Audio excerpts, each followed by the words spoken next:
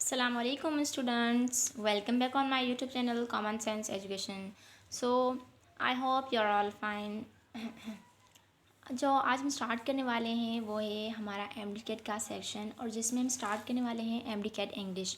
यहाँ हम बिल्कुल बेसिक से स्टार्ट करने वाले हैं। सो एंड तक हमारे साथ जुड़े रहिएगा। एमडीकेट का एग्ज़ाम करीब है बिल्कुल, और ये हम पे डिपेंड करता है कि हम कैसे तैयारी करते हैं, कैसे पढ़ते हैं, कैसे यूट्यूब पर वीडियोस देखते हैं। लेकिन यहाँ पर जो हम यहाँ स्टार्ट करने वाले हैं ना, वो है सेंटेंस। बिल्कुल हम बुनियाद से स्टार्ट करने वाले हैं कि आखिर सेंटेंस हमारे पास होता क्या है। हमसे कई बार पूछा भी गया है कि सेंटेंस क्या होता है। Sometimes we get confused that what is sentence. There are so many definitions of sentence, but it's a main and simple definition to understand. So आइए हम स्टार्ट करते हैं। पहले हम डेफिनेशन देखते हैं सेंटेंस की कि सेंटेंस की आखिर डेफिनेशन होती क्या है। सो यहाँ पर हमारे पास जो डेफिनेशन बनती है वो है a group of words which are grammatically arranged and convey a complete sense. यहाँ हमारे पास जो मीनिंग बनती है इसकी वो है अल्फाजों का वो मजमुआ जो ग्रामेटिकली अरेंज्ड हो। सही, अल्फाजों का मजमुआ जो ग्रामेटिकली अरेंज्ड हो और हमारे पास वो एक कंप्लीट सेंस कन्वे करे, एक कंप्लीट मीनिंग दे। अल्फाजों का मजमुआ तो कोई भी हो सकता है वो, और इसके ये 3 मेन रूल हैं। अल्फाजों का मजमुआ हो और ग्रामेटिकली अरेंज्ड हो और कंप्लीट सेंस कन्वे करे, कंप्लीट मीनिंग हमें बताए, उसे हम कहते हैं सेंटेंस।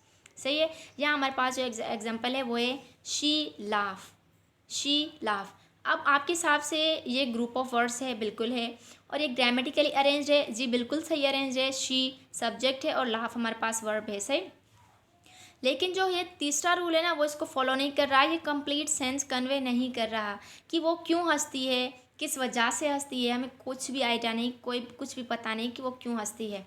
लेकिन जब हम सेकंड सेंटेंस की तरफ जाते हैं, she laugh all the time at my jokes, she laugh all the time at my jokes, वो मेरे जोक्स पे हमेशा हंसती है। ये हमारे पास एक कंप्लीट सेंस कन्वे कर रहा है।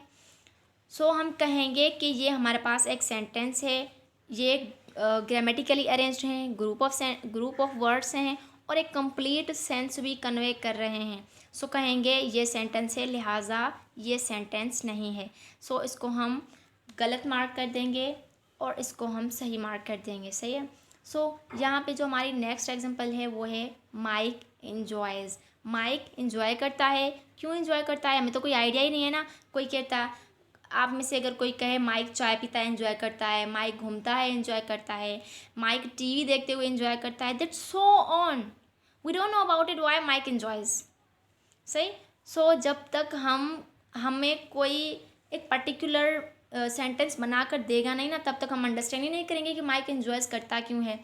सो यहाँ हमारे पास सेकंड सेंटेंस में लिखा हुआ है माइक एंजॉयज क्रिकेट।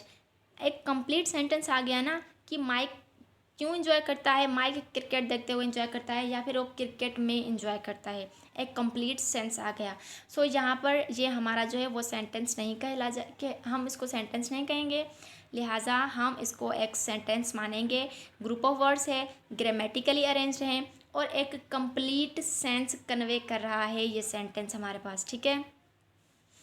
नेक्स्ट हमारे पास आता है कंपोनेंट ऑफ सेंटेंस। हमने सेंटेंस तो समझ लिया, ऐसा मजमुआ, अल्फाजों का मजमुआ जो ग्रामेटिकली अरेंज हो और हमारे पास वो एक कंप्लीट सेंस दे, एक समझने के लिए एक मीनिंग हो, कंप्लीट मीनिंग हो, जो हम समझ सके कि ये आखिर बंदा कहना क्या चाहता है, उसे हम सेंटेंस कहते हैं। ठीक है।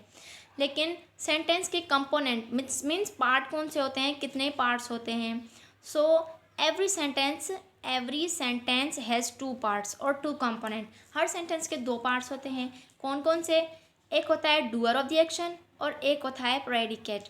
डूअर ऑफ द एक्शन हमारे पास सब्जेक्ट होता है, कोई भी सब्जेक्ट एट्सेट्रा कुछ भी हो सकता है, और दूसरा होता है हमारे पास प्रेडिकेट। प्रेडिकेट वो होता है, ये यहाँ पे लिखा है ना, predicate verb plus rest of this sentence. एक हमारे पास वर्ब होता है और दूसरा वर्ब के बाद जो भी हमारा जुमला होता है ना, सॉरी, सब्जेक्ट होता है। सब्जेक्ट के बाद जो हमारा पूरा सेंटेंस होता है ना, उसे हम प्रेडिकेट कहते हैं। सब्जेक्ट को छोड़ के verb plus rest of this sentence हमारे पास प्रेडिकेट कहलाया जाता है।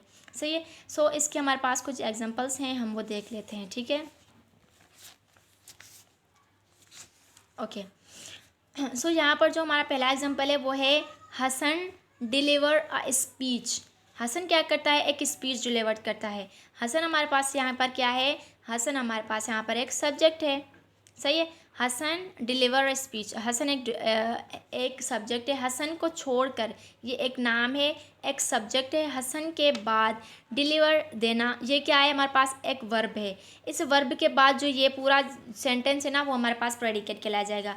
हर सेंटेंस के 2 ही पार्ट होते हैं, एक डूअर ऑफ द एक्शन और एक होता है प्रेडिकेट। प्रेडिकेट हमें बताता है कि डूअर कर क्या रहा है, असल वो काम क्या कर रहा है। हाँ, अब ये हसन है ना, हसन एक सब्जेक्ट है और डिलीवर स्पीच, ये प्रेडिकेट हमें बता रहा है कि ये हसन आखिर कर क्या रहा है।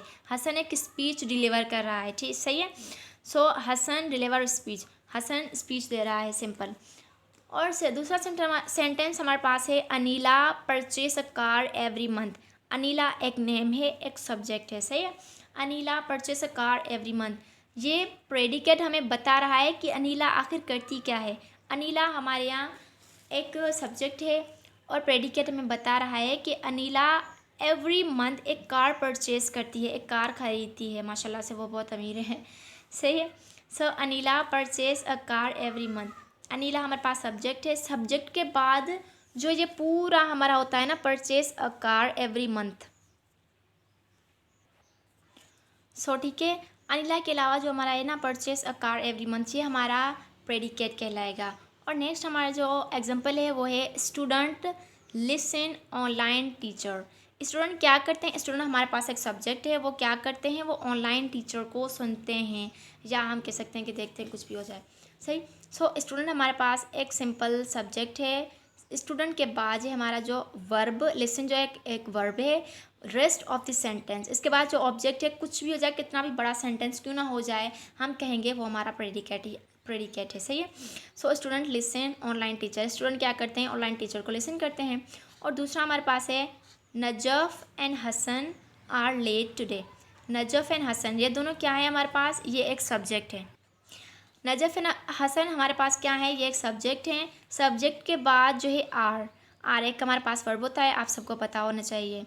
Najaf and Hasan are late today, वो क्या है, आज लेट हैं। सो सब्जेक्ट के बाद जो हमारा वर्ब होता है ना, verb plus rest of the sentence हमारे पास प्रेडिकेट कहलाता है। सही है। आज हम यहाँ तक रखते हैं, कल इंशाल्लाह हम वर्ब्स की टाइप को डिस्कस करेंगे इंशाल्लाह। आई होप कि आपको समझ में आया होगा। अपनी दुआ में याद रखिएगा, अपना ख्याल रखिएगा। Thank you very much. अल्लाह हाफिज़।